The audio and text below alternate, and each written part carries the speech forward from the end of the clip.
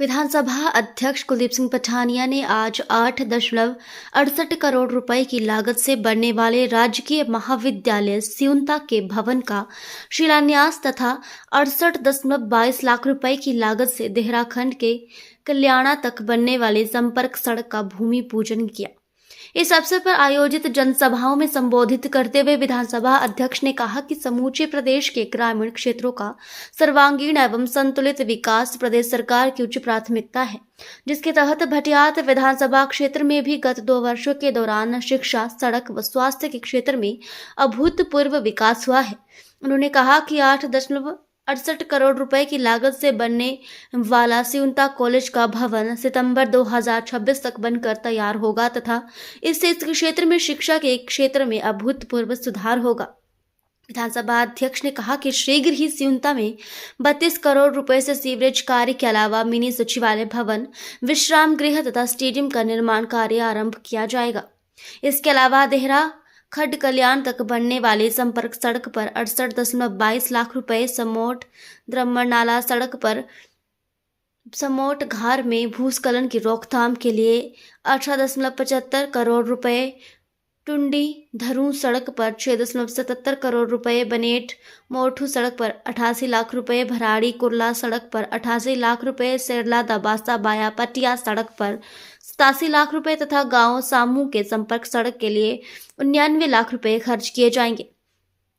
विधानसभा अध्यक्ष ने कहा कि प्रदेश सरकार के वर्तमान कार्यकाल में भटियात विधानसभा क्षेत्र में विभिन्न विकास परियोजनाओं पर 1000 करोड़ रुपए खर्च किया जाना प्रस्तावित है।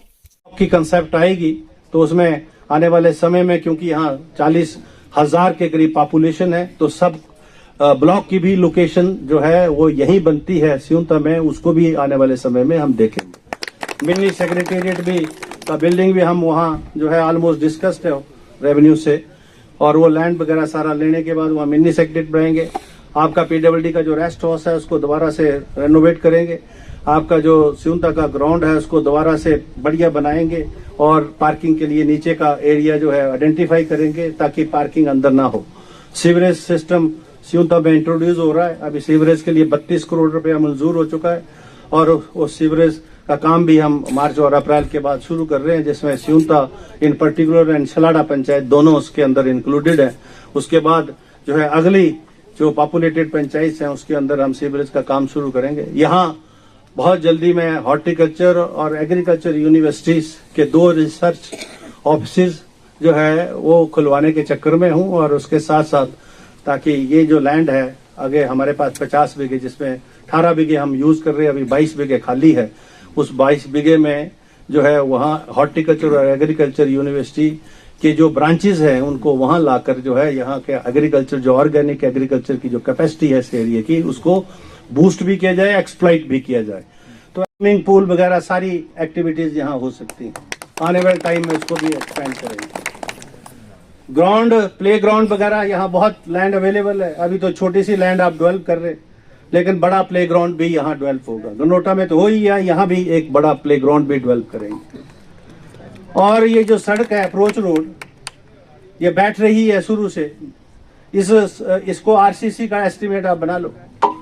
और जो आगे मंदराड़ा और उसके बाद आगे जाकर डुंगरू, क्योंकि अभी ये हमारे रेंजर साहब कह रहे थे कि जमीन वही बड़ी है कि एक नेशनल बटरफ्लाई पार्क के रूप में, स्टेट बटरफ्लाई पार्क के रूप में यहाँ ये जो मंदराड़े के पास जमीन है या और कोई उपयुक्त भूमि होगी तो उसको भी वहाँ डेवलप करेंगे। अगर वो बटरफ्लाई फॉर्म जो है उसके लिए वही बेस्ट लैंड है, तब तो फिर उसका इंफ्रास्ट्रक्चर वहाँ इंक्रीज करना पड़ेगा ताकि टूरिस्ट की जो है आना जाना जो है इजी हो। इस सड़क को और स्ट्रेंथन करना पड़ेगा।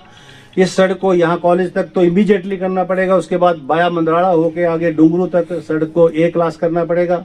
जितनी भी जमीन प्राइवेट वहाँ आती है उसको एक्वायर करना पड़ेगा। अगर वो नेगोशिएट नहीं होती है तो एक्वायर करना पड़ेगा, कंपल्सरी एक्वायरमेंट करनी पड़ेगी, तो आने वाले समय में की जाएगी। ये कुछ बातें हैं जो यहीं इसी